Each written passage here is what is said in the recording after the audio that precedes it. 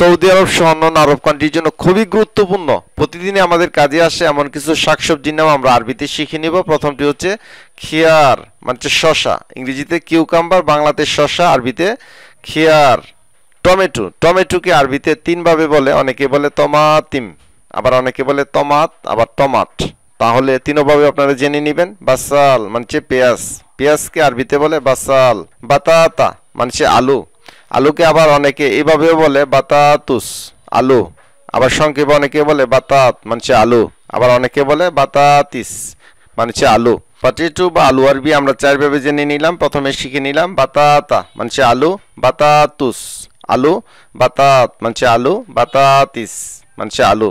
তুম মানে রসুন, জাজার মানে গাজর, ক্যারট বা গাজরকে আরবিতে বলে জাজার। কুসা, বাংলাদেশে যে দুন্দুল আছে এইরকম সেম দুন্দুল বিদেশে পাওয়া যায়, সেটাকে আরবিতে বলে কুসা।